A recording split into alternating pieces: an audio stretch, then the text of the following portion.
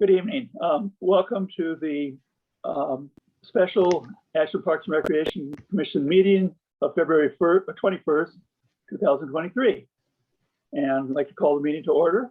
And my understanding is there is no one here to speak at a public forum. And so we'll move on to the first item. I want to point out that it's listed as possible action, but we will not be this will be a fact-finding time, and we will not be taking action on this item tonight. So please, Director Black, take it away. Okay, let me just pull up this presentation here. And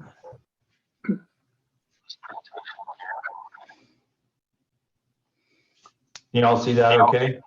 Yeah. I may be moving back and forth just because it's on a different screen. So the intent tonight, we're getting some feedback, by the way.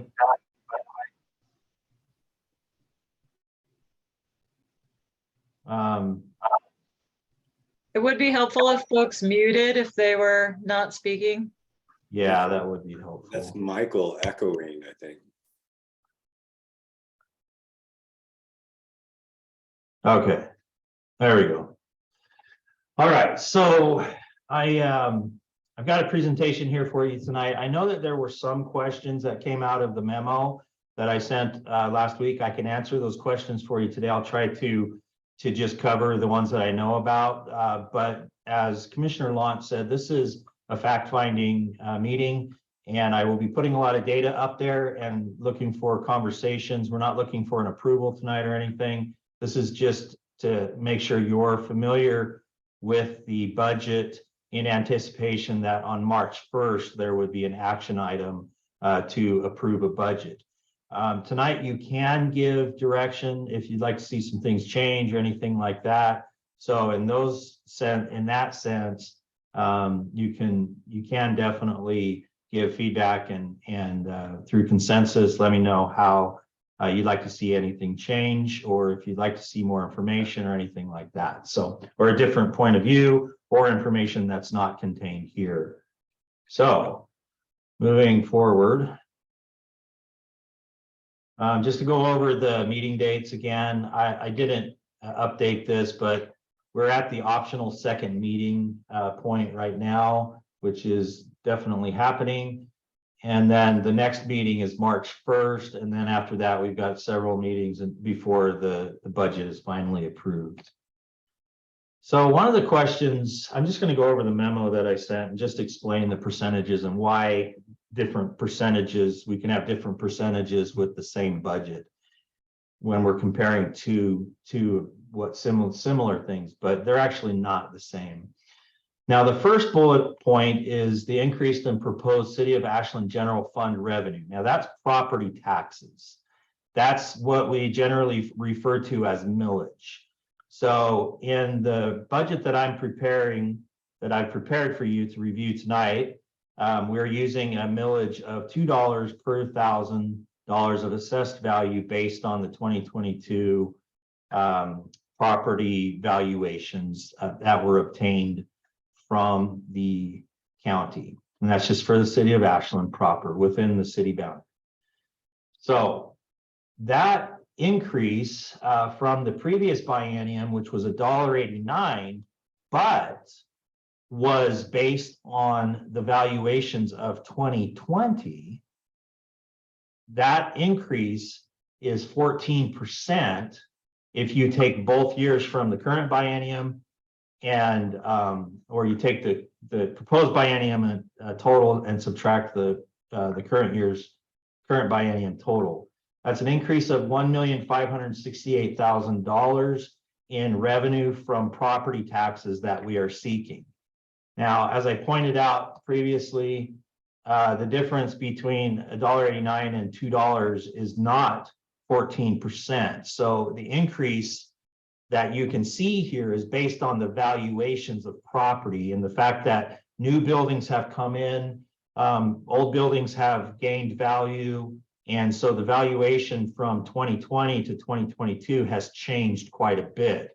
So even at $1.89, it would still be an increase in funding from the previous biennium because the multiplication factor is different, the valuation. All right. So I wanted to also point out that the general fund or taxes, city's general fund revenue or taxes accounts for only 75 to 78% of APRC's revenue. The remaining revenue comes from various sources, including from our recreation, from fees for services, grants, contracts, things like that. And I'll talk about contracts and grants and those things in just a minute. Okay, the other point, now I know there's a lot of percentages thrown out there, so I'm going to go through all of them. So the total increase in the approved APRC budget from 2021, the 21-23 biennial budget compared to the 23-25 biennial budget is 9%. Now, the reason why this is different from comparing it to the general fund is because the general fund is only 73 or 75 to 78% of our total revenue. If we're looking at the entire budget, the entire pie, it's only increasing 9% from the budget that was approved in June of 2021. Now that's important because the next bullet point talks about the fact that in June of 2022, there was a budget adjustment and there were more funds cut from APRC as a result of the city's strategic choices initiative. And I think it was a total of $790,000, and that was from reductions in general revenue, personnel savings that were taken or preemptively taken, and then taking our beginning fund balance as well. So that was all taken by the city. And that, I think, it's not the reason why I put this one up here is I just want to be open and just get all the information out there so everybody understands. I know what all the information is. I know if you compare it to this, it comes up with this, or if you compare it to that, it comes up with that. But my feeling is that the budgets should be compared to the approved budget from 2021, not the amended budget. The amended budget was a one-time amendment based on emergencies at the time. And the approved budget is what we should be comparing our budget for 23-25 to, not the amended budget, because it's not, it represents an emergency and is not what was actually approved in the beginning, nor is it even close to what we need to run Ashland Parks and Recreation. So that's the differences in all of the percentages. Is there any questions on that? They all relate to something just slightly different. But we use the term budget a lot as a general term. And then, but there's so many different pieces of the budget, and I did split those up, and I may not have given enough information, but that's the background on that. This is the budget shortfall thing, and then this is just a point on recreation moving to admin and why admin is increased so much, and I'll get to that when we get to admin. So one of the other questions was what constitutes the category that's on the next page, I think. No, it's not. The category other grants, other, and contracts. And so that was a question. So, and I'll show you the total on that in just a minute, but I've consolidated these lines into that category just to be, just basically to be as efficient in the number of lines that we have as possible. But what makes up that $380,000, I believe that's what it is administration grants, which is $25,000. Those are grants that could come in from various sources for administration. It could be from, well, let's just say various sources. The parks, APF memorials, and Ashland Japanese Garden grants, that's $90,000 for grants for operating the Japanese garden, and $15,000 for the memorials program that we have, which is revenue that comes in from people donating money for a memorial bench or something along those lines, and it goes through the foundation first and then comes over to Ashland Parks and Recreation as a grant. The next one is other maintenance agreements, and this would be for the Ashland School District for the maintenance agreement that we have with them for the swimming pool.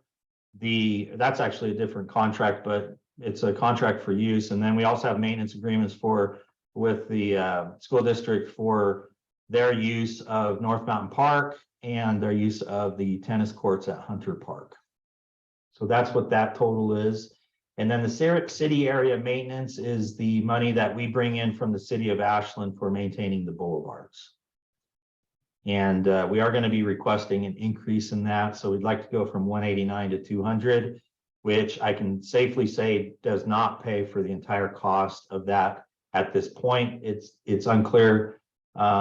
We need to do an audit of that to see exactly what the cost is.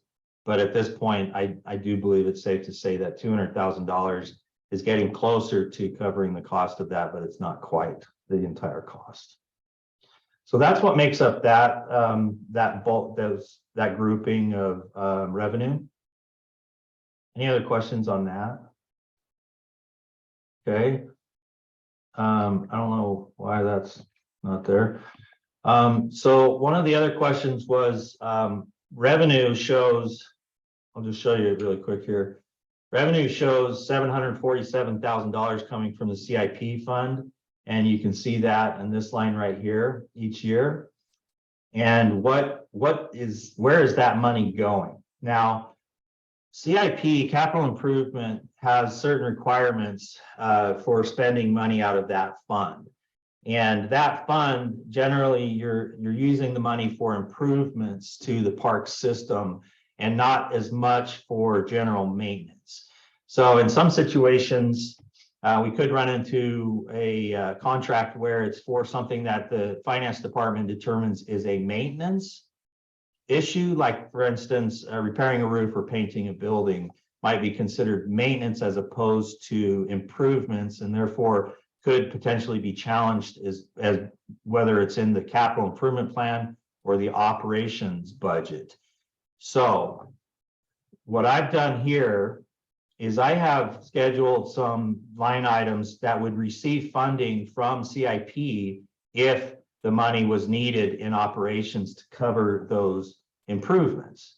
So you can see here, irrigation maintenance, 25,000. Building maintenance is one of the bigger ones. Like that's the money that could be used for roofing for several buildings or painting buildings or improving restrooms and things like that. Not improving as in adding restrooms, but maintaining or improving the interior of the restrooms. Now, that money is currently housed in the CIP. It's food and beverage tax. If we can use it in CIP, we'll use it in CIP, and it'll never get transferred over to the operations budget. But if the finance department says, sorry, that is not a CIP expense, we would then have to amend the operations budget if we wanted to spend the money in the operations. Commissioner Eldridge? So is there any further language helping to define repair, rehabilitation, and the language in the food and beverage? Okay. No. So there's no guidance, and it is essentially in the past, it's been finance department's call as to what is categorized as repair and rehabilitation. I mean, those all seem like they fit into repair and rehabilitation to me, but I was curious if there's any way to further define those terms and be very clear about that. I think so. I think if we can just go off of history for a minute here, in the most recent history and the most recent interpretations, the interpretation was that food and beverage couldn't be used for general operations that were not tied to improvements, specific improvements, or rehabilitation and maintenance in parks. Now, that was that $1.9 million that was taken out of parks and then backfilled with general fund dollars.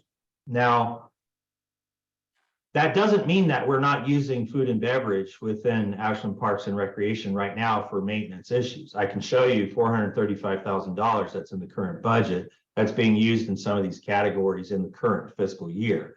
So I don't think we have an argument over most of these uses.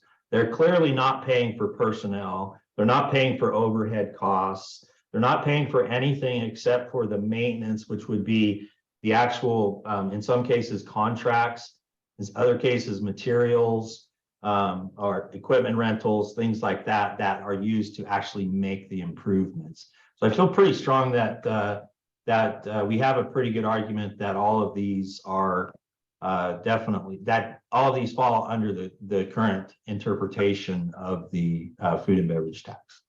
Thank you. Okay. Commissioner Lott? Yes, if, so over the 2-year period in this category, there's $1.5 million. So at the end of that 2-year period, if only $1 million got spent, would the remainder go into the ending fund balance, or would it go back into CIP? So we would only transfer the money based on need.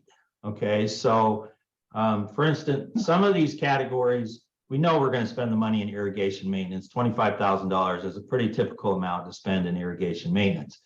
But building maintenance, let me bring this back up. This would be a transfer as needed. So as we talked about before, we don't know that we'll get through $150,000 worth of projects based on this line item, but we do know we have $150,000 worth of projects that need to be done. If we can get to them, we put the money as an expense in the budget so that we don't have to go and ask for a supplemental budget and change halfway through the year. Now, if let's do 2 different scenarios here. One, we go out and we get contracts to do 5 different roofs or 10 different roofs for that matter on APRC buildings. And the total of the contract comes to $150,000. And this is just for illustration purposes only. The contract comes to $150,000. My first priority would be to try and convince the finance department that fixing roofs is a capital improvement, and then that money would never leave the food and beverage. And you can see in food and beverage when we get to the CIP that this money is accounted for in the budget that I put together for CIP. Now, if they said, no, we're sorry, that doesn't improve the value of the building, that actually is just maintenance. Putting a new roof on a building or putting new shingles on a building does not improve the value of the building. It's just a maintenance issue. It has to be done from time to time. And therefore it is just rehabilitation or maintenance. In that case, the second scenario, I would transfer the money over from food and beverage to operations, which won't require a budget amendment or a supplemental budget. It's already there. And the expense is already there. We just need to transfer the money in. If we never have a project and we never actually do the roofing, no money would have ever transferred from CIP to the operations budget. Therefore, the money would stay CIP, food and beverage, and would never have been transferred over in the first place. So to answer your question, Commissioner Lott, it would not become part of general fund. Thank you. So all of these are pretty straightforward. Professional services is one that will definitely need some research, and we will need to talk a little bit more about that, because my preference is that a lot of the maintenance that's done by contractors in the park should be paid for, or could be, not should be, sorry, could be paid for with food and beverage as part of the maintenance and rehabilitation portion.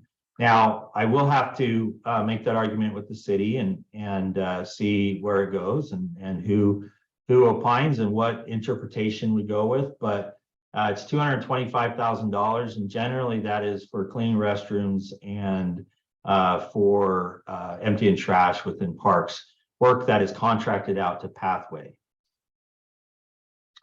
Capital outlay here on the bottom and parks improvements, those are 2 other areas where we would be doing non-capital types of maintenance and large maintenance projects, like replacing a swing set or just repairing a swing set, not swing set, a playground, or doing some major rehabilitation on grounds and things like that.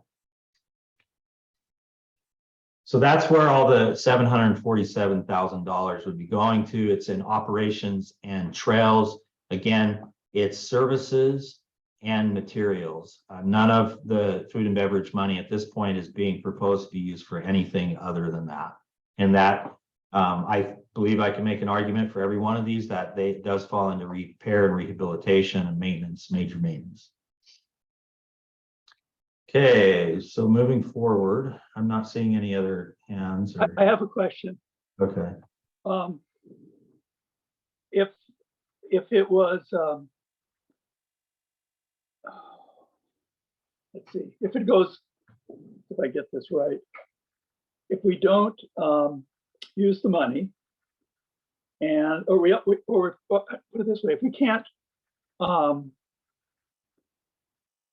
if it's in capital improvements, and when we have these projects on the operating side, we can transfer that money for capital needs. But we're told by the city we can't use it for those possibilities. Then we're going to have to go back to the CIP and do a supplemental budget. No, Why? because the money shows as an expenditure in the CIP, whether it's being transferred to operations or being paid for the services right out of CIP. Got it. Thank you. Okay. All right. There was one of, I wanted to just say really quickly, just to be very clear on this, this $747,000 is not money we are asking the city for. This is money that comes out of the 25% of food and beverage that's set aside for repair and rehabilitation and maintenance. This is not revenue that would be coming from the city's general fund. This is coming from the 25% that is already allocated to Ashland Parks and Recreation. And this is not speculative either. This is already in the ordinance, or I should have just said this is not speculative, period. Okay, I do have another question. Okay. What if someplace in the near future we realize, we have a pathway for a new pool? What would it take to take money out of this and put it towards a pool? Well, you'd only have to take money out of the CIP. You don't even have to change the budget in that situation. If the revenue is somehow affected and never gets transferred over, actually think of this like a grant. If we're going out for a grant and we want to spend the money, we have to put the money in as an expenditure within the budget. If the money never comes through for the grant, we certainly can't spend the money unless we were to allocate it from somewhere else. So in this situation, it's the same thing. The grant is coming from CIP. And if the grant never leaves CIP, the commissioners can make changes within the CIP without having to amend the budget, as long as it fits within the totals that are approved in the CIP to begin with. For instance, if the total CIP budget is $8 million for 1 year, and you want to make changes that equal, make it so the new total is $8,500,000, that would require a budget adjustment.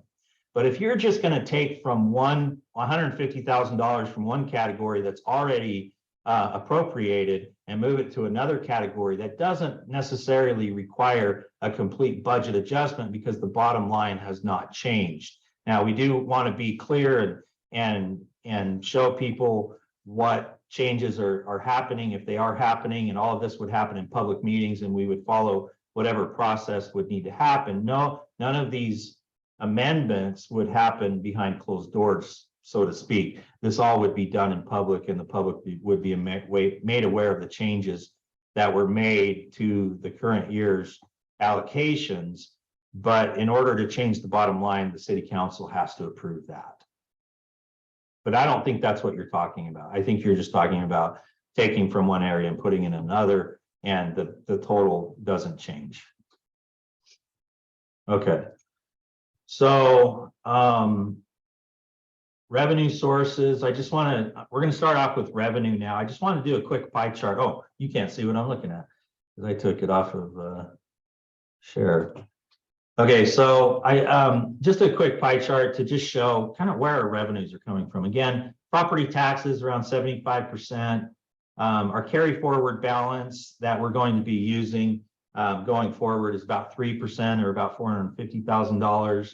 The money coming from CIP, again, we just talked about that, that's $750,000. Again, none of that money is paying for operations. It's only paying for projects. If those projects do not happen, the expenses do not happen. And neither is the revenue required for those. The rec revenue is about 8%, and grants and contracts and others about 5%, or that $380,000 that we talked about. Now, let's put some numbers to these percentages. So this is a chart. I hope you can see it okay, but it's just showing a consolidated look at revenues and expenses for the current biennium. Now this year, 22 is actuals, and 23 it's projected. We've already made it through 22, so all of these numbers are actuals, actual money that was allocated or spent. Sorry, expenses versus revenue. This is actual money that came in. 23, this is the what was proposed in the budget and approved in the budget and what we're expecting in the budget.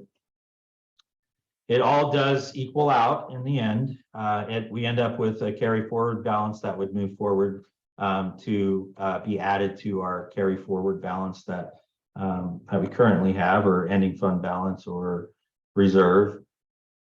The total for this year is right here, or for the biennium is right there in the darker green. Now I'm going to switch to a little bit more consolidated view to where we only are looking at the current biennium in total. And then now we're looking at fiscal year 24, fiscal year 25, and the current or the total biennial budget for APRC for 24, 23 to 25, actually. But yeah, Commissioner Eldridge.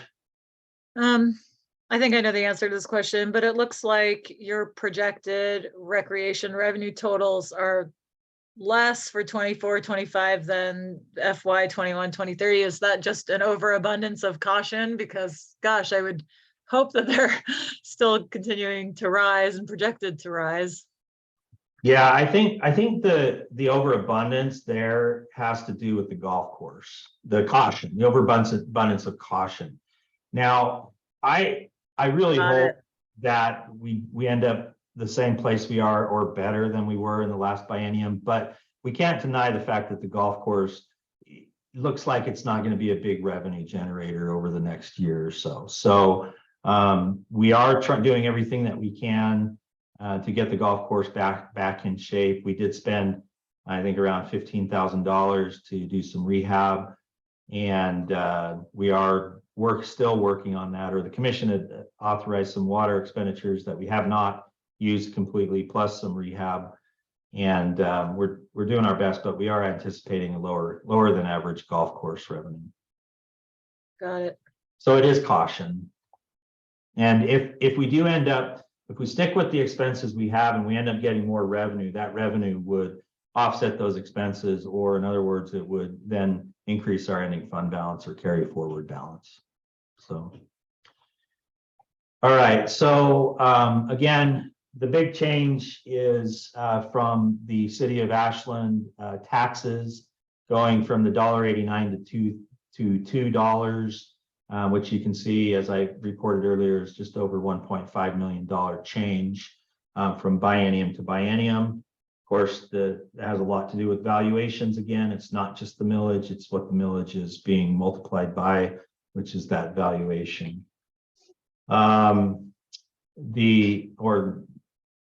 Yeah, you get what I mean. So the CIP, that is the total 1.495 million, and that, of course, like we just explained in depth, would transfer if needed.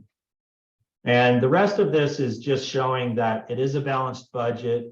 It's $16,602,000 on the revenue side, $16,602,000 on the expenses side. And I went ahead and did balance out each year instead of just worrying about the bottom line in the biennium. you can see each year how each year does balance between revenues and expenses.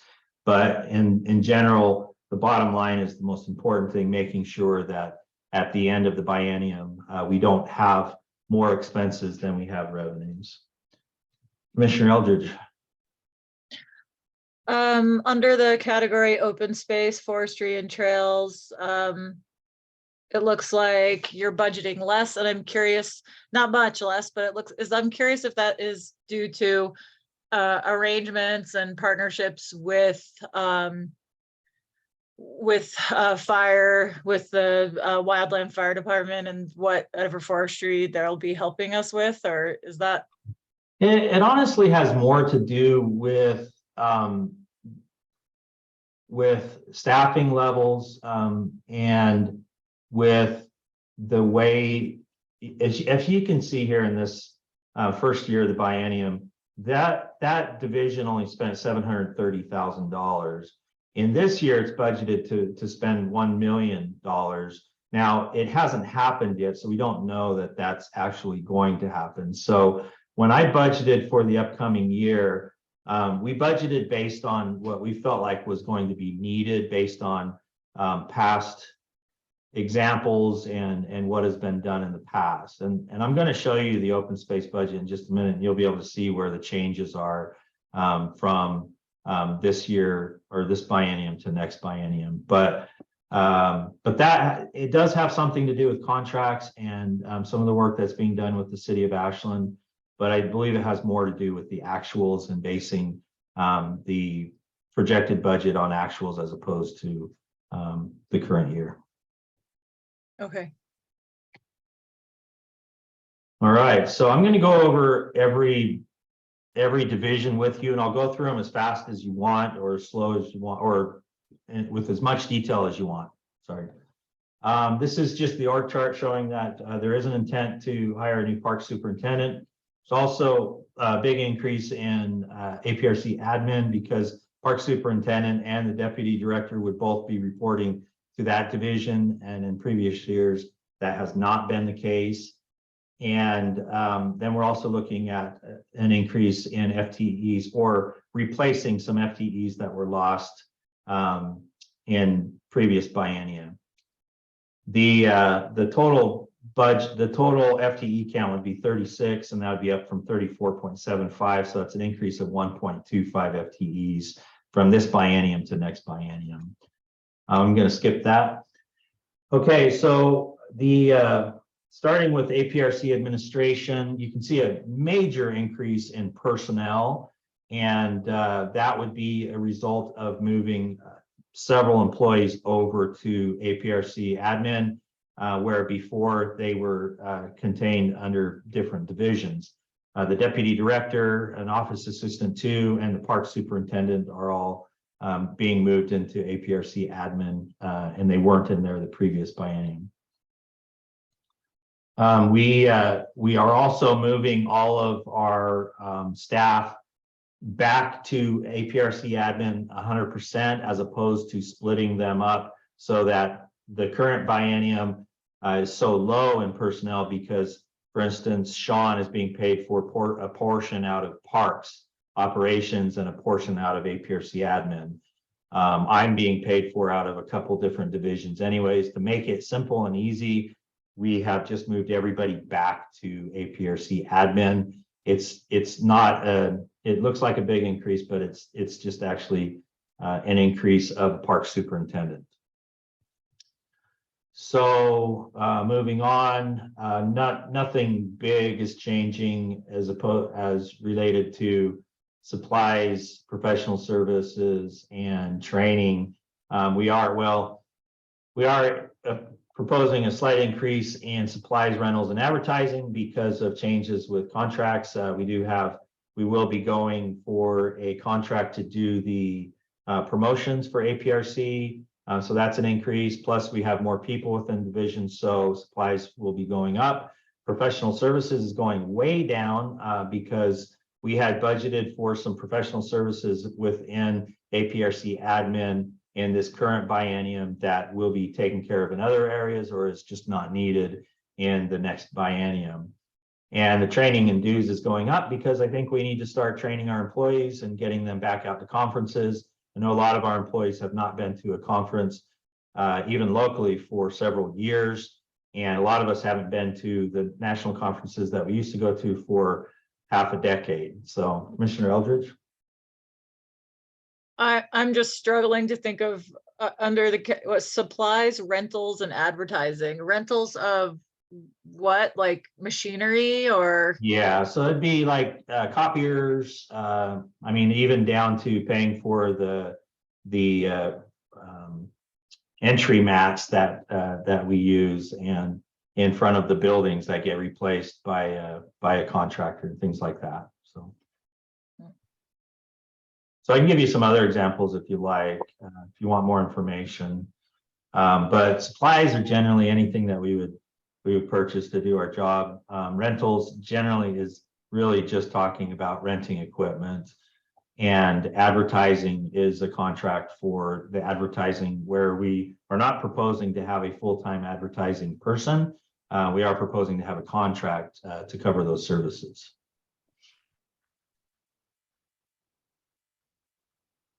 All right, Commissioner Lott. Yeah. Is that contracts for advertising? Is that why the bottom line there is more than doubled? The bottom line is more than doubled for supplies. Yeah, in 22 is 18,000. Budgeted for 23 is 34. Fiscal year 24, Okay, 25 or 50,000. Yeah, so yeah, that would be a big reason why, if we're spending more money in each fiscal year for a contract, that'd be the biggest reason why. But also, we're bringing more people onto the division, so supplies are increasing as well. And we're also covering more rentals for equipment because we're covering a whole nother division that we weren't covering before. So it looks like Tara has something she'd like to add. Yeah, it's what Michael said. In addition, that because we are not having the rec administration budget anymore, some of that is being transferred. Okay, so you'll be able to show us then when we get into the overall administrative budget. So Commissioner Lott, if you're requesting the line item detail, I'll provide the line item detail. But in the last meeting, I had asked if everybody wanted the line item detail, and it was I thought the understanding was to consolidate it, but you're more than welcome to see each line and where the increases are. If you'd like to get that information before the next meeting, we can send that out to you within the next few days. Well, what I'm wondering, just as a general question, is, okay, we've shown that the admin has these increases. We say, well, more things are going on here. We need more supplies because more people. Will you also be able to show us then in the other divisions where the supply, rentals, personnel, et cetera, have gone down? Yes, because the other divisions don't exist anymore. They're not there. So there are no charges in those divisions. So they just don't exist. And if you look at administration, materials and services total, the total for admin for 22-23 was close to $300,000, and we're at $200,000 for the next biennium. And a big portion of that obviously was professional services. So.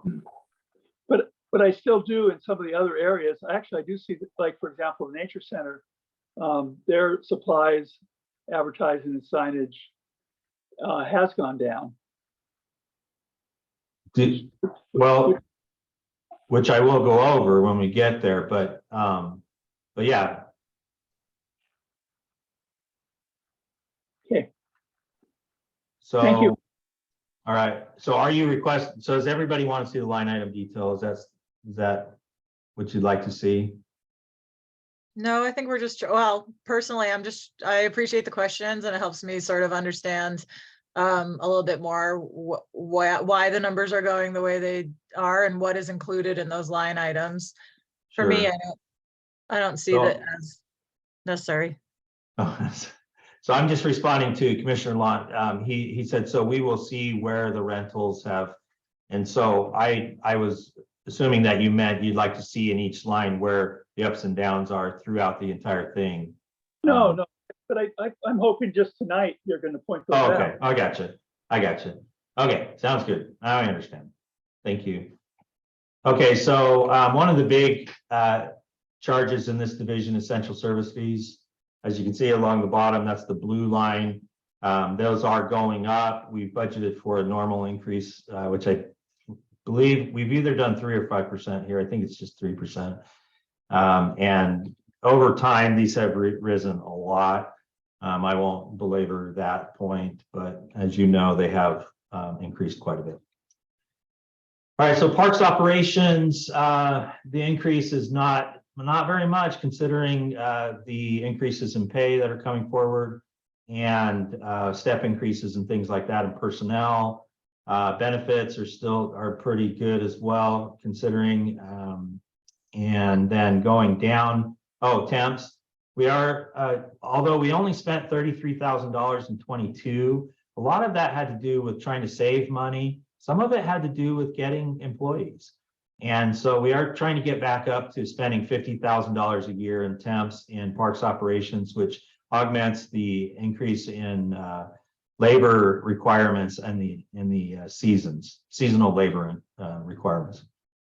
So we have a little bit more detail on the line items, and that's mainly because in materials and services, there are so many more line items for operations than there is for admin. It's probably triple the number of line items. So supplies, uniforms, and small tools, it's pretty self-explanatory. I did increase small tools with the idea that some money would be coming in that we would be using some revenue to replace small equipment. That's something that we're hoping we can replace with battery operated equipment going forward. So that definitely is an operations cost. And so that accounts for some of that change. Maintenance, we're seeing a big increase in maintenance, mainly because of those increases that I showed you earlier with the money coming over from the CIP, not mainly, completely because of those increases in deferred maintenance projects. Fuel, just a normal increase there. Professional services, that one, I believe, Tara, I'm going to have to get you to explain that one. Commissioner Lott.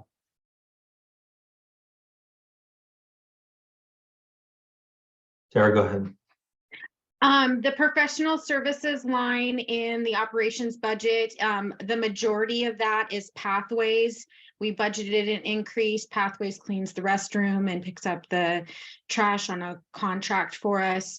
In addition to that, we also have water quality testing that happens through the creek in the summer months to check for the water quality, if it's safe for people to be swimming and bathing there.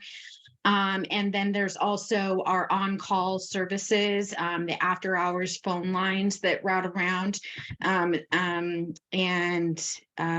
That's it on those lines. So we did a small budget increase to account for Pathways. The other thing that's bringing that up to $315,000 is the Japanese garden. And we anticipated that there would be several contracts over the year that would be paid for through grants. One of those contracts is for the Japanese garden designer and builder to come down 3 times over the next year to do specific trimming and training of staff. And the rest of it is for potentially hiring a contract employee to work in the garden. I'm going to leave that there, but about $90,000 of that is from those 2 things that I just mentioned. So, Commissioner Adams. Yeah, question. Recognizing this is a relatively small amount of money, one of the things that didn't make sense to me as I was looking through was why fuels and utilities was going to go down between 22 and 23. It's not. That 22 is the actual amount, which is more than we budgeted, and 23 is representative of what we budgeted. So that line item will go over, but will be accounted for in savings from other areas within the budget. So most likely the 23 actual will be somewhere in the $410,000 to $20,000 range. And that's something that we account for through savings in other areas, like I said. So we are expecting that to go up. Now, probably could have made it easier just by adjusting that because we know that it's going to go up, and that's something we'll address in the upcoming presentations. Okay, thank you. You bet. Professional services, again, going up because of the contracts that we're looking at for deferred maintenance and other. Tara, I'm going to leave other to you because that should be a question. What we're paying for out of other. Other at this point is the memorial program. Oh, that's right. It's $15,000 for the memorial program. Like I mentioned, it's a grant funded program. Apologize for that. That's what that is. And fleet equipment replacement. This is the money that we are paying into fleet. We did reduce the amount to $50,000 because of the budget cuts that took place, as you recall. And we want to bring that back up to $105,000. That is still low. $105,000 is still low based on the amount of equipment that we have. We could do with a good audit of all of our equipment and a good plan for replacement. Right now, the plan for replacement is based off of the anticipated life or expected quality of equipment going forward. And we are pushing our equipment further and further to save money in replacement costs. Yes, Commissioner Eldridge. Would a plan such as that be something that CIP money could go towards? I know planning is a specific word in the. Yeah. Generally, planning can be money from CIP can be used for planning. This one's a little trickier because it would be for fleet. So I'd have to look into that a little bit further. But generally speaking, planning is an approved CIP expense. Yeah, I think that might be a nice topic for discussion at some point. I think it is probably a very an important thing that we should think about, getting a holistic view and plan of how we're going to modernize and reduce the carbon footprint of our equipment. Right. It looks like we definitely are making some small efforts, but it would, I know we've talked about this a lot, but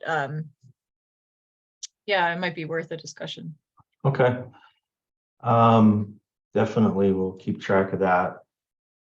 Down at the bottom, we have the parks improvements and capital outlay. These are from the CIP as well that I showed you earlier.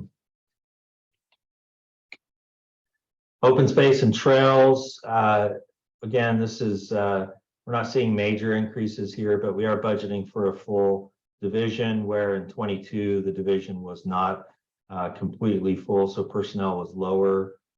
You can see compared to what's budgeted in 23, the increase is not too much. In fact, we do have it going down in 25, and I honestly, no, it's 348 is probably a little bit more than what we were actually going to spend in 23. So 325 is what we're anticipating the need is for the first fiscal year, and 336 is for the second fiscal year. So not a lot more on that, unless you have questions. The maintenance costs, we do have some arborist work and some other things that would come from the projects that I showed you earlier, which is increasing the maintenance up to $90,000 a year. Commissioner Lott? Yes, for the open space and trails personnel, with that increase, does that mean that the extra staff has already been hired, so there will be no more staff hired there? Because the actual for 22 was 242,000. Yeah. And the budget for 23 is 348. Is that because we now hired back part of those people, or are you anticipating hiring back? What does that mean? I believe in 23, the current staffing level is, Tara, go ahead. What accounts for the changes in the next biennium is, Michael discussed earlier Oh. that some of us in admin, like myself and Sean's time and promotions were divided among the different divisions. And now that is all surfaced back into admin. So that accounts for one of the changes and where you've seen it just go down just a little bit there. But we're not anticipating any staffing changes there. No, yeah, to answer your question, I'm not anticipating any additional employees more than what we have currently in that division. Thank you. Okay. Okay, so again, the maintenance has gone up based on the a couple of contracts for deferred maintenance issues and trails work. And everything else seems to be pretty on the level of what was in previous years.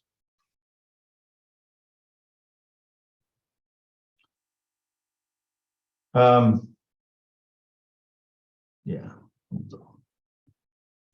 Recreation.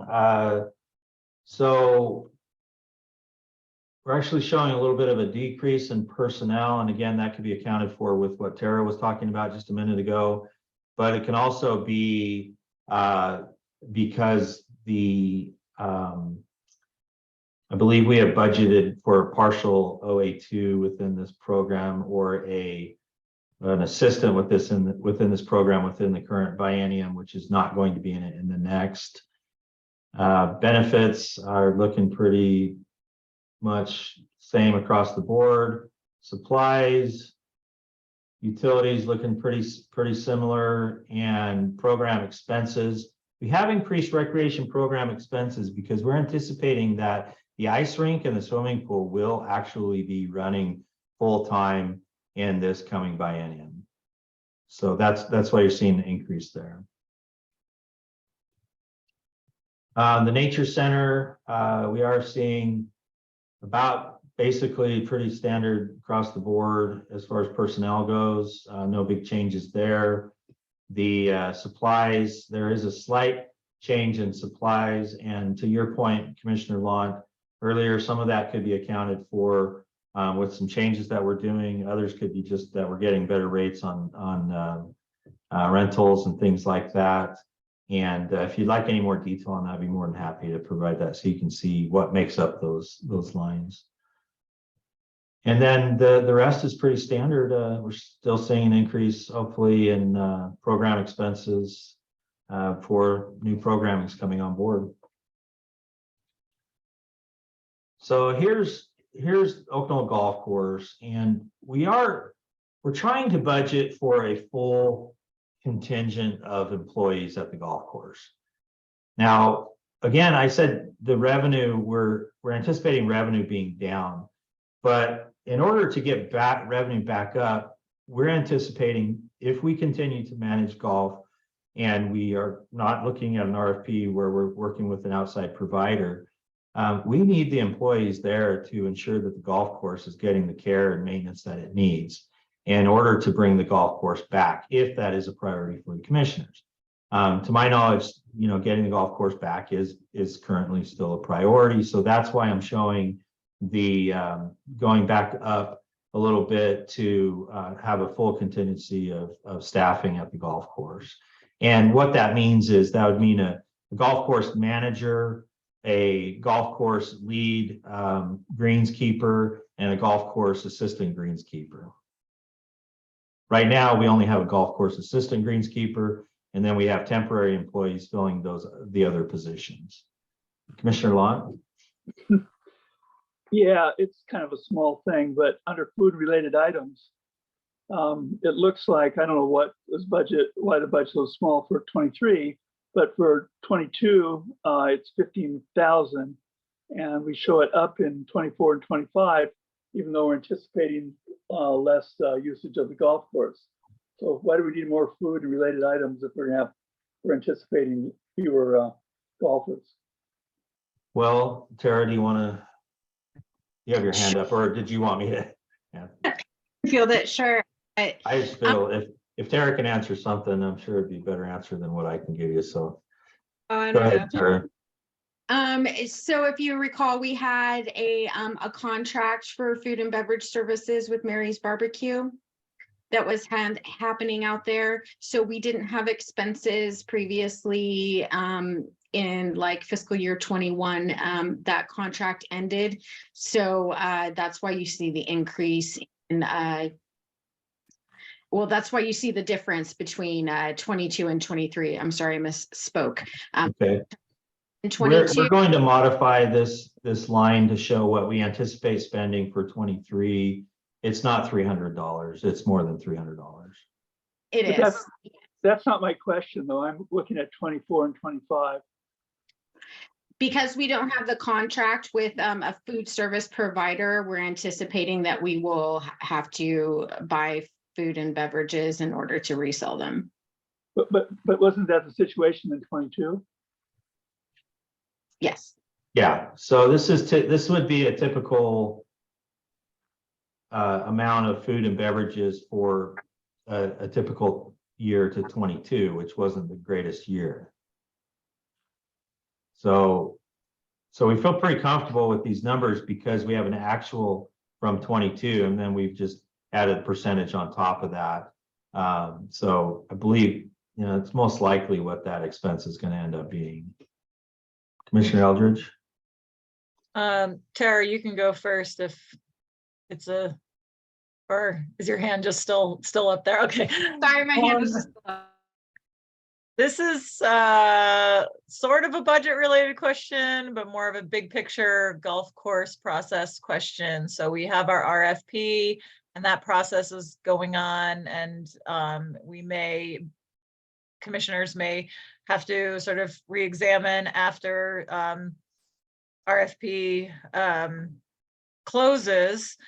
And it sounds to me, and I guess I'm just confirming here that until that time, APRC is going forward in trying to operate the golf course to the best of our ability, and then and we'll continue to do so until a public process is either an RFP is successful or a public process is underway to decide what the future of the golf course will be. That's my understanding, and I saw some other heads nodding, so I think that's a consensus on that. So that's what led us to plan this budget. And so let's say at the end of FY24, there's a change. Those numbers just get sort of reallocated towards whatever the change in priorities becomes.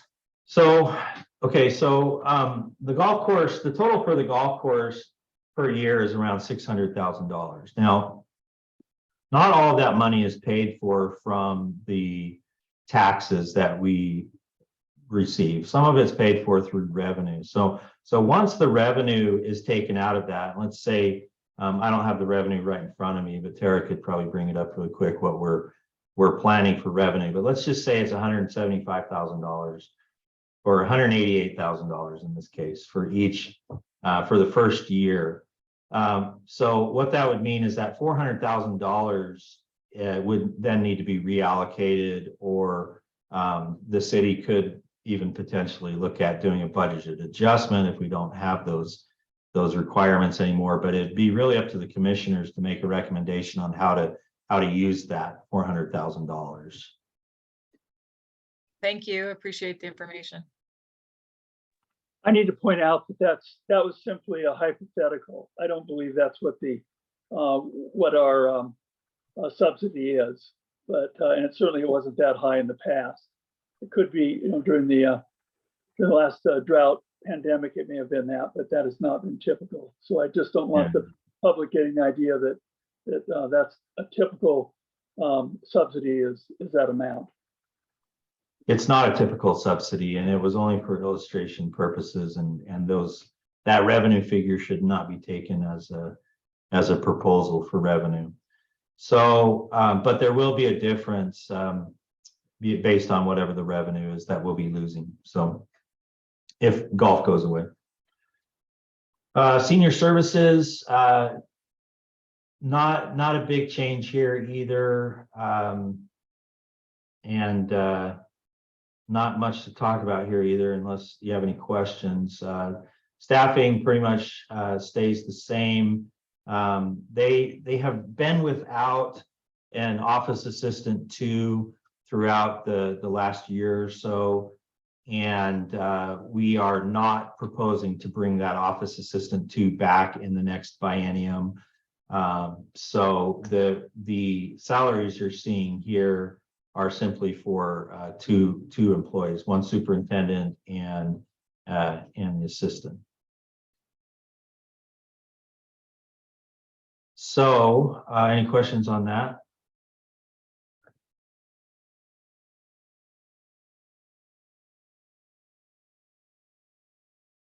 All right, so as far as the totals go, personnel totals are increasing quite a bit. A lot of this has to do with the fact that we have planned COLAs going forward that have already been approved for the next 2 years, as well as increases that we can account for through our step increases, and knowing where our employees are right now and what steps they're going into, we can plan for that. So that's where that increase comes from, as well as the increase of 1.2 FTEs. If you recall, that we're currently at 34.75 FTEs, and the proposed biennium coming up, we are proposing to go up to 36 FTEs, which is again an increase of 1.25 FTEs. Materials and services, we're seeing an increase there. A lot of that is because of inflation or because of deferred maintenance that we are taking on as a result of, or as you know, consistent with what I showed you earlier with the CIP changes, or the CIP projects versus maintenance projects. Central service charges are going up slightly at 3%. We have not confirmed that with the city yet, but that would be a typical increase or COLA or increase based on inflation. And parks improvements, we are seeing an increase there based on, again, the deferred maintenance, same with the next category, capital outlay. And so you can see the differences in the budget there between the current biennium, which of course, even though I've said we should be comparing our budget to the approved budget, not the augmented budget, 22 and 23 are indicative of the changes that took place as a result of the strategic choices. So that would bring us to a total budget of $16,602,000. And if you don't have any other questions on that, which, and I don't want to, I want to be clear, I'm more than happy to send out any detail that you would like to see. We have put together a budget that has a lot of detail in it. And if you would like to see any of that detail, just let me know and I will send it out. I just need to know which sections you'd like to see, or if you would like to see all of it. So Commissioner Adams. Just another one of those little things that caught my eye that probably has a budgeting explanation, the 85,000 down to 25,000 as far as parks improvements go. Yeah, so where was, yeah, so that that's just based on what we think we're going to be able to do this year, I believe, in parks improvements. We did have, there was some CIP money that we were, or food and beverage money that we were working on getting transferred over. We were having some issues there. I do believe we could take another look at that to make sure that that is accurate, but I believe that is just indicative of what we think that we will be able to get done this year. So Tara, do you have more on that?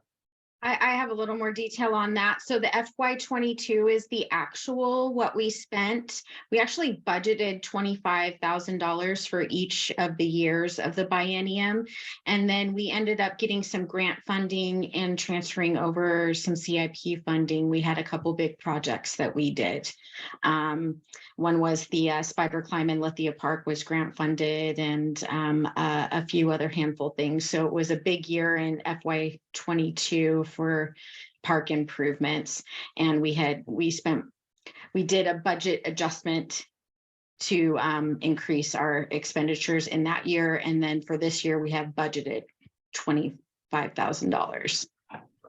But we think that beyond this year, it'll be even more expensive than 22. Well, it's because we're hoping to do more based on the deferred maintenance. Gotcha. So building improvements would be in this category, I believe. Actually, I think building improvements is in materials and services, but yeah, so it is related directly to deferred maintenance that we're hoping to get done in the coming 2 years. Thanks for the explanation, Tara. All right, so this is the same CIP budget that I showed you previously. Again, the total for the biennium is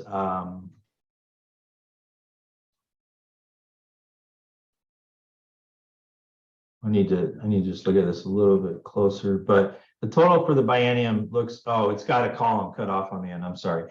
The total for the biennium is $16,945,000. A lot of that has to do with a grant or an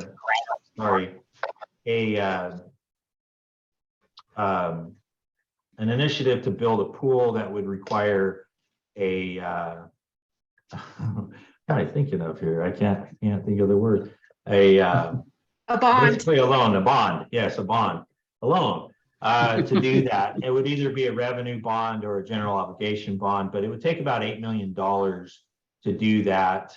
And so that's a big portion of that. But everything else you can see in here has an explanation. I'd be more than happy to go through any of the lines with you and discuss why the allocation shows up the way that it is and what we expect to use that money for. I think Commissioner Bachman had his hand up first.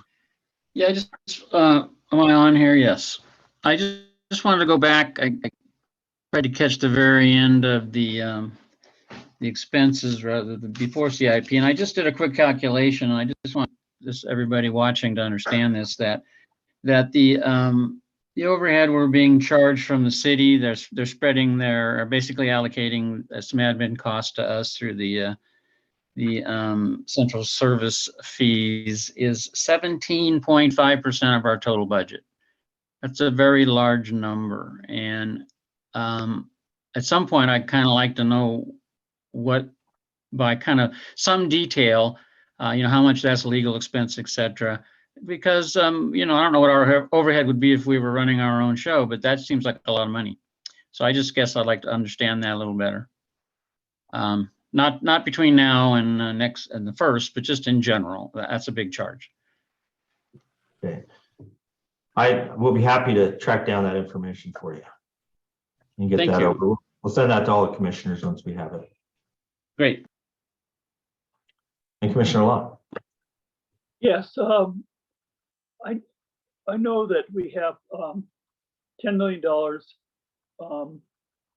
in the capital improvement budget, not because we have the money, but because it's a placeholder for if we can come up with the money.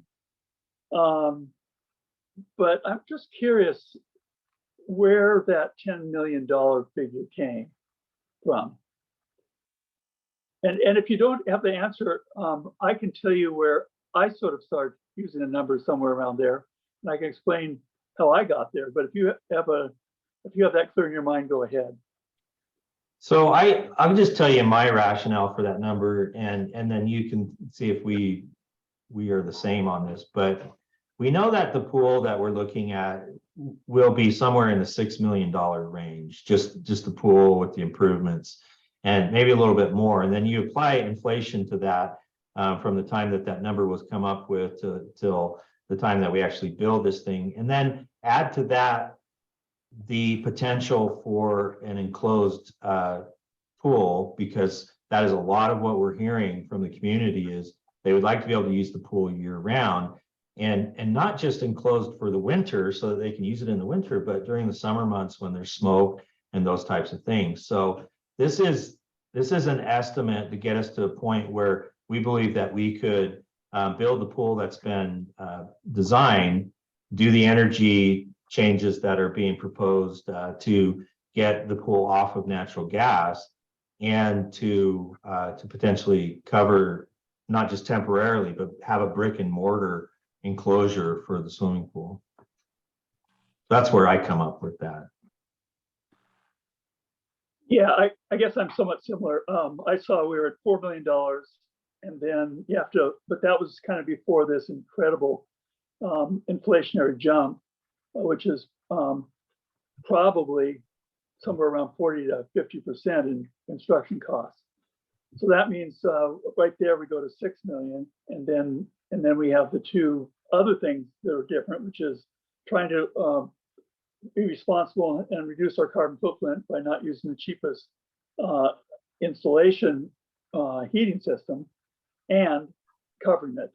So that gets that I think, and then you put some contingency in, and then you come up with around 10 million. So 10 million, but the point is that 10 million is a guesstimate, but you have to have something on which to base planning. And I think that's a reasonable guesstimate. Okay, I'll put the screen back up so you can see what's going on here. Now, all of the $747,000 that we talked about previously is you'll be able to see that in here in different places. Let's see, I'll show you a couple of examples here. Building maintenance, we put $150,000 per year, and it's $300,000. The parking lot sidewalk repairs and parks, that could be a CIP project, or it could go into parks improvements like we talked about earlier. Capital outlay, $175,000.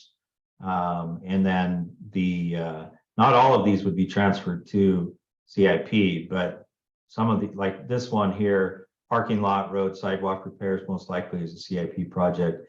And then the $422,000 for general maintenance would cover all of the projects that we talked about, not projects, sorry, line items we talked about, like general irrigation maintenance, general grounds maintenance, those types of things for the materials that would be required for the rehabilitation of grounds and things. So any other questions on CIP? Like I told you previously, I've made some changes based on the information that was given to me from the goal setting meeting. Commissioner Eldridge? Could you elaborate a little bit on what sort of TID improvements Ashland Parks and Rec is responsible for? Yeah, that is a number that we put out there just to keep moving towards getting parks off of city water, or at least augmenting it with TID water. We can't completely do everything, but there are a couple of locations where we can potentially install facilities to move the TID water forward, or other water rights that we have. So, and it probably should say water rights as opposed to TID improvements. Yeah, I've asked that question 3 times now because I get so confused by what improvements are we doing to the TID? Yeah, okay.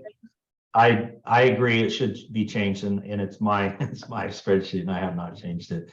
I'll try to get that changed over to water rights improvements. I remember now. Yeah, thank you. Yeah. So, okay, Commissioner Adams. Oh, he's gone. Another what I hope will be quick question, just because it was discussed in public recently.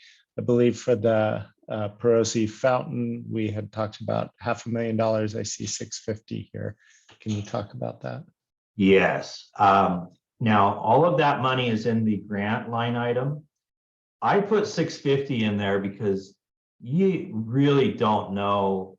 I mean, when we have an estimate of $500,000, we don't know when the bids are actually going to come in, or if there's potential for a huge increase in materials costs and things like that. Because it's a grant, we would only be spending the money that came in from grants, but I wanted to put a little bit of a buffer in there in case inflation costs had to be accounted for, or there was a labor shortage issue or anything like that could inflate the cost of the project beyond what the anticipated $500,000 mark was. Okay, Commissioner Lott. Oh, now I can't hear you.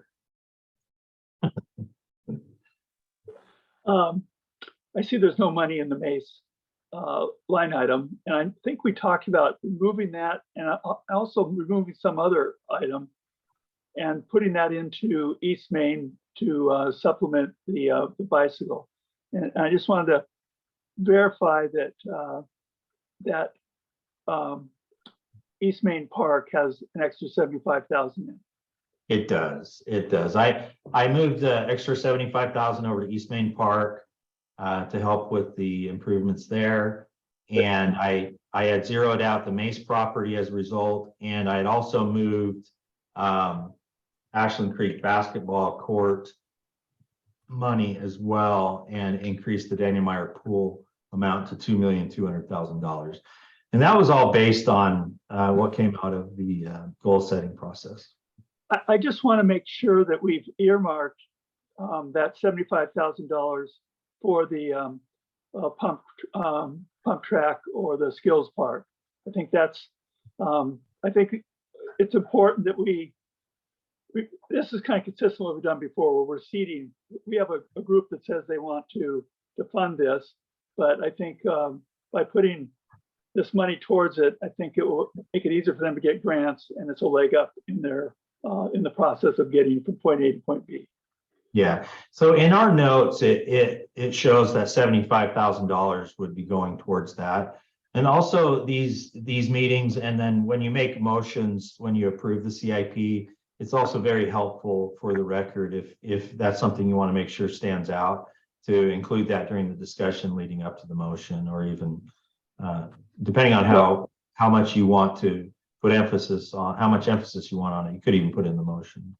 Well, I'd actually like to make it simpler than that, which is to just have, you say that's what the plan, just have a line item that says East Main Park bike pump track bike skills park, and then $75,000, and then it's there. Okay, I'll do that. I will. I had actually collapsed it down into this project, so I'll bring back that project as a separate project and put $75,000 in there. Thank you very much. And that will be subtracted from the $400,000, just to be totally clear. That would then register as 325 in there and 75 in that other line. Okay. All right. I think I'm clear on that. Any other questions on here? Again, the columns indicate where the money's coming from. The green is food and beverage. This color, whatever it is 200 or SDC, system development charges. And then this one is grants, bonds, or any other sources that don't fit into these other two categories. And that's pretty much all the resources we get for a CIP. So along the bottom, you can see how much we're anticipating from food and beverage, how much from SDCs, how much from grants, and then the yearly totals, and then over here the biennial total. Okay, I'm going to move on. Oh, one other thing I just want to point out is that we still are paying debt payments for bonds on the Kaye Briscoe School and Garfield Park, and that's a total of $187,000 per year that's going out from food and beverage to pay those bonds. Those were revenue bonds. Where's the money coming from? That's, it's a big amount, $16 million. So that's one of the questions. How do you come up with $16 million?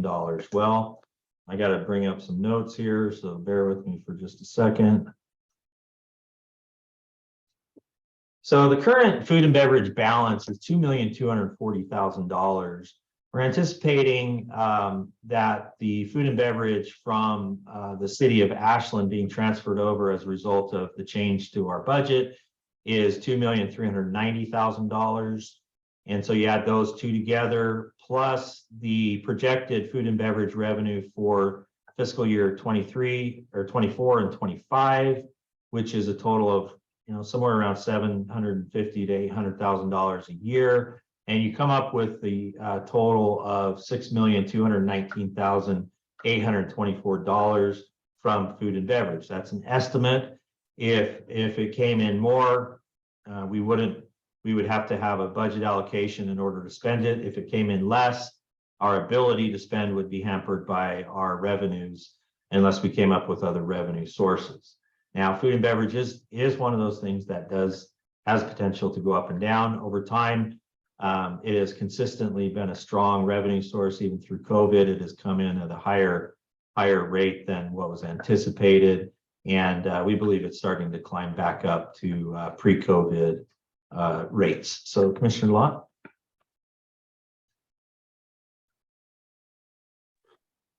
Yeah, I think you left out one category because you said 2-point-something million plus 800,000 times 2, that gets up to 4 million, but it's 6 million. So I'm assuming that's carryover.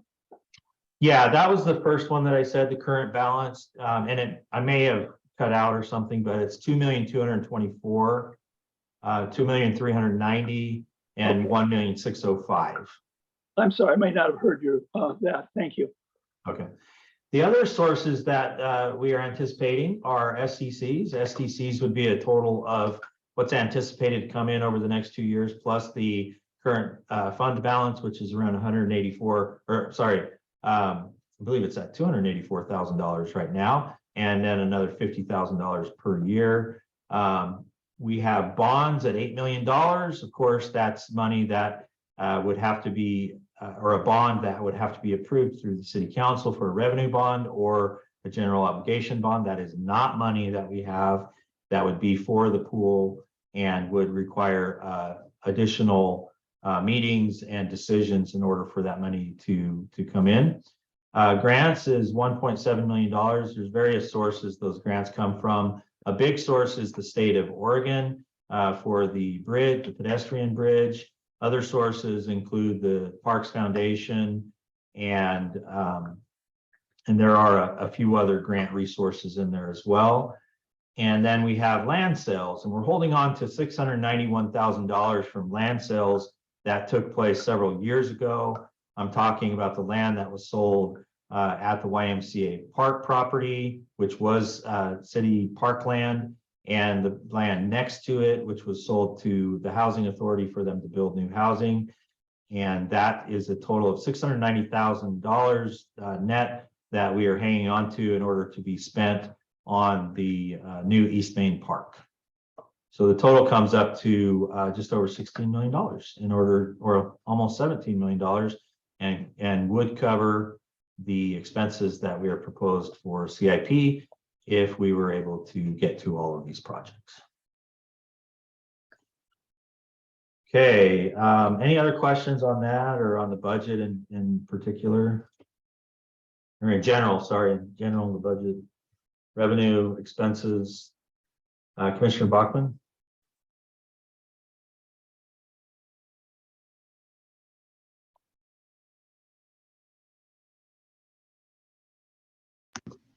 Okay, there we go. Question, going back, you said $187,000 a year for bonds. I thought I heard interest. Is that principal and interest? That's not just interest, is it? Principal and interest. Okay, and when are those retired? Give me 1 second. That number happens to be on my floor right behind me for some reason, but Perfect. the Kaye retires in 2028. Garfield, and that was a 15-year bond. Garfield Park was a 10-year bond, retires in 2025. Briscoe School Park is actually a loan that is being carried by the school district, $50,000 a year, and that one is retired in 2027.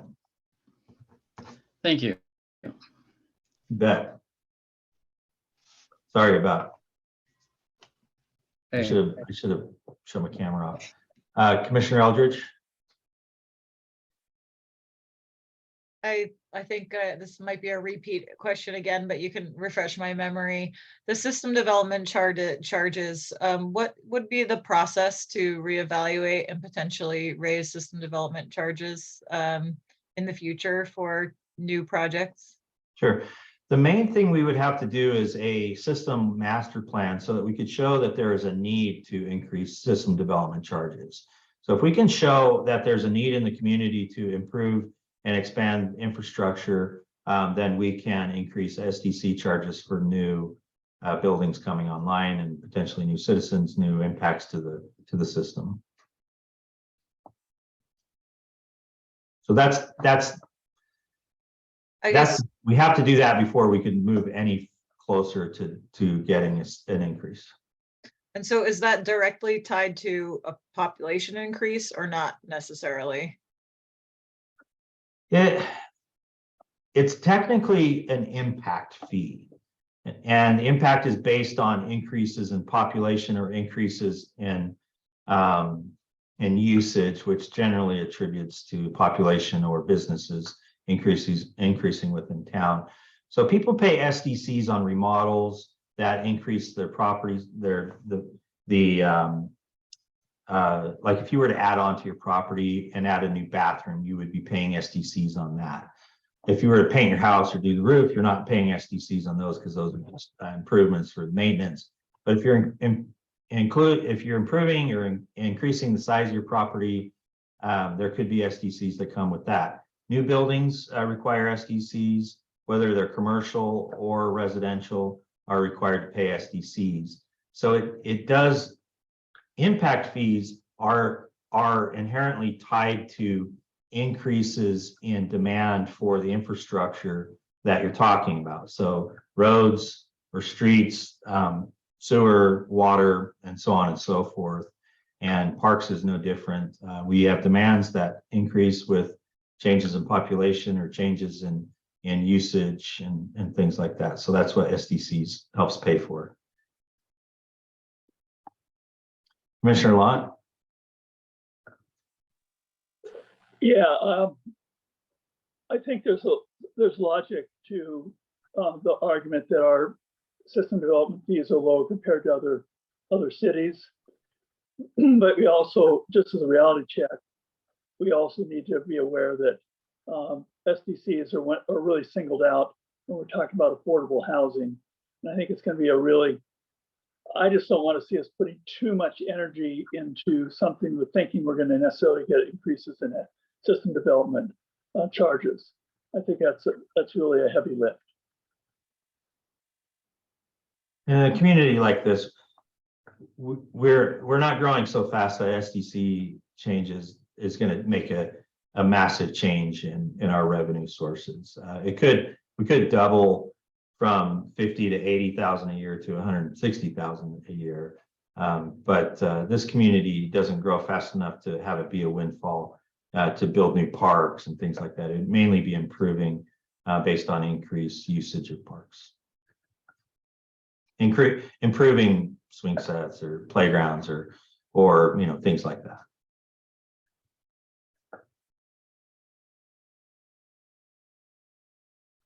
So that kind of runs you through the budget. Obviously, there are some changes, some amendments that we need to put in there to be more consistent with how some of the accounts are going to, or the lines are going to end up in the end, like fuel, for instance. It should not change the bottom line, though. The bottom line should stay the same from this point, and unless there are some other changes that come up as a result of our discussions. So, Commissioner Lott? Yeah, I'm requesting that you send us your slideshow because there's been changes compared to what we have previously received. Yes. So we need to receive basically the whole presentation, if you would, please. Yes, and absolutely, I'll send you the entire presentation. The major change from what you received last week is that to be clearer, I moved the carry forward balance over 2 years as opposed to showing that in 1 year as revenue. Yes. But the CIP is also changed. Yes, the CIP. Yes, it will. Yeah, absolutely. Yes, it will all. Now, I will update that. And you want me to send you with the update with the new line for the park? I think you can really, I would suggest that you just, when you send out your packet, is that the slides? Yeah, the slide deck. Just put it in the packet. So we'll have. Oh, with the upcoming meeting. Yeah, I'll do that. Exactly. All right, so what I'm hearing is you'd like to see that what I presented tonight so that you have the information in front of you if you're asked questions. If you'd like to drill down in any of the info, just let me know. Whatever your request, we'll send to everybody, or we can just send it all out, whatever you'd like to see. And if you have any other specific questions you'd like to just discuss with me, feel free to contact me. But this is the basis for the budget that we will be presenting on March 1st. Commissioner Locke? Oh, yeah, one of the thing about the CIP, you showed the 8 million as being bond. That's all it's put there. And that's a little bit misleading because I would put it as bond donation grant because those are other possibilities. It does not have to all come from bonds. Yeah, on the pie chart, I definitely showed it just as bonds. I'll make sure it's generalized whenever we show that $8 million. Yeah, thank you. All right. So anything else on this? My next item should be very quick.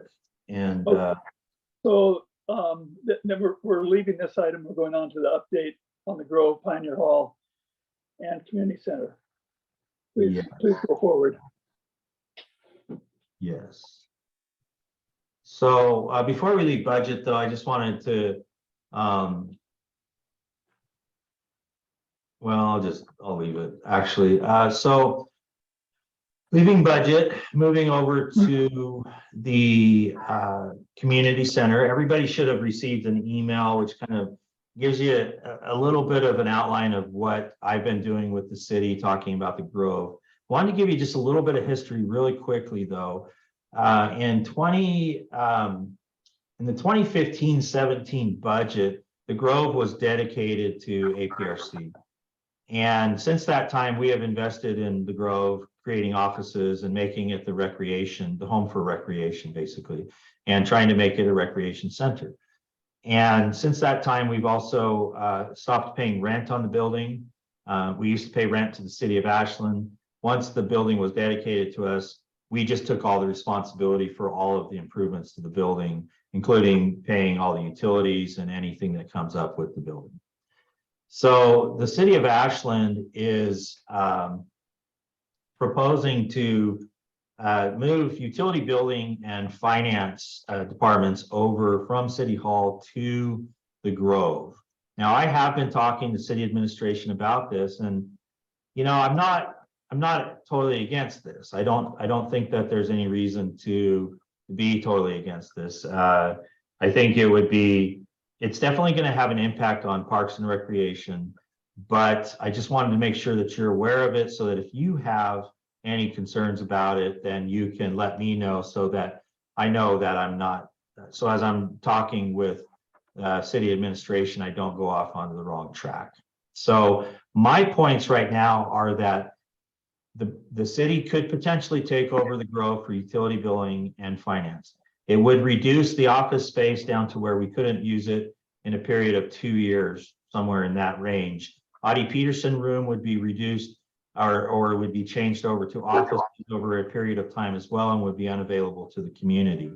With that in mind, I've requested that the city transfer over the community center and Pioneer Hall to Ashland Parks and Recreation, as well as the land underneath the community center and Pioneer Hall, and that that take place via resolution once the Pioneer Hall and Community Center are restored to a level acceptable with Ashland Parks and Recreation Commission.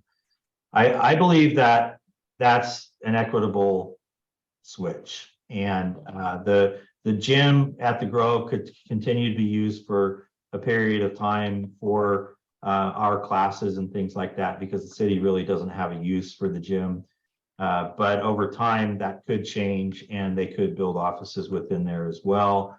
So I wouldn't count on the gym for a long period of time, but in the short term, 5 or so years, we probably could still use that spot.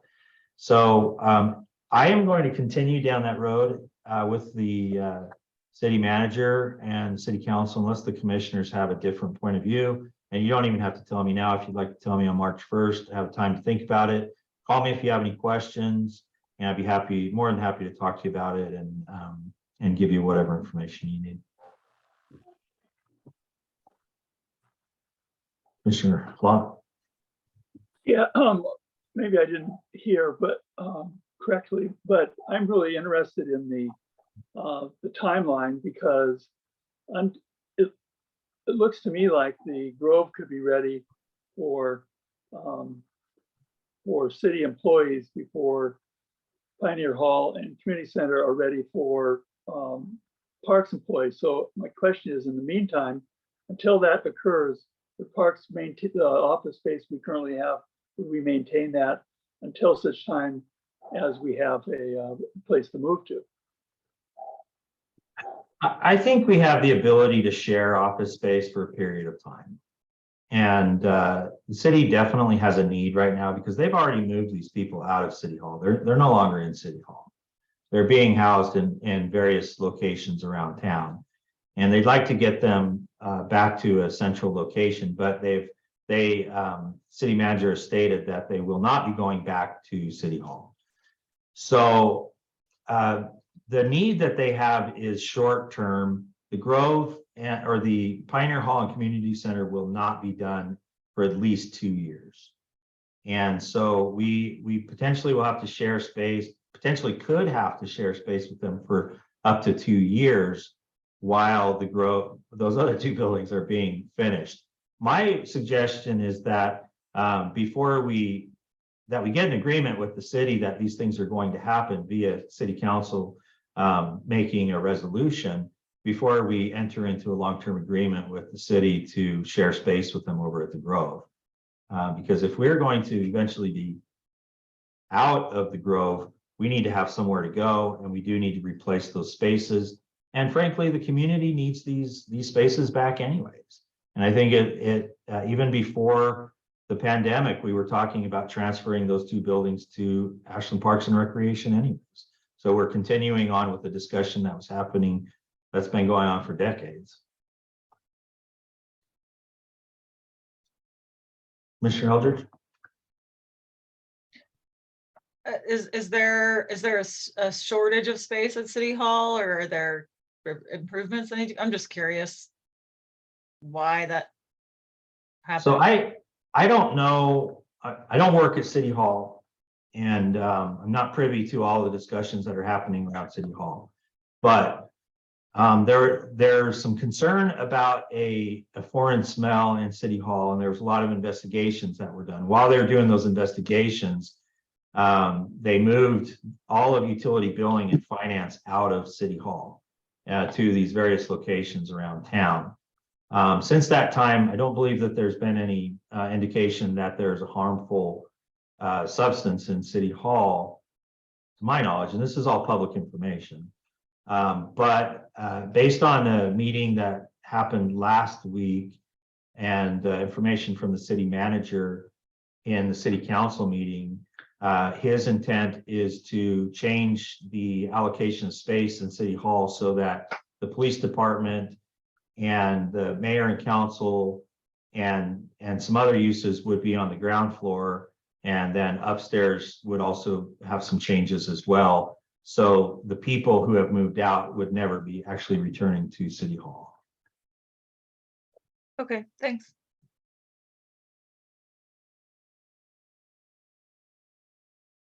Commissioner Lott, that's all I have. Is that enough? You Yes, guys make me nervous when you're giggling and stuff. I'm like, what kind of chat is going on right now? I'm just surprised I hadn't heard all about that. That sounds like an Ashland story I would have heard, but About the Grove, or the smell at City Hall. oh, I thought everybody knew about the smell of City Hall. I'm fascinated. I want to know more. Rick knows about this, don't you? I think I was pretty correct. And all right, we'll ask somebody else about it. Wait a minute. I knew about everything but the smell. Yeah, I think the fear was, and I'm not trying to bash or anything, but I believe the fear was because of the age of the building and some fears about maintenance, that there could be some harmful mold or something growing within the City Hall. They have done a lot of investigation and have determined, I believe, because they're moving people back into it, they've determined that it's not harmful. Okay, so I believe we're at the end of our meeting. And so I'm going to adjourn the meeting. And I thank you for everyone's participation, and good night. Our next meeting is March 1st at 6 p.m. and that will be a Zoom meeting also. That's a special meeting. All right. Good night. Meeting Good adjourned. night. Night, thank you. Night.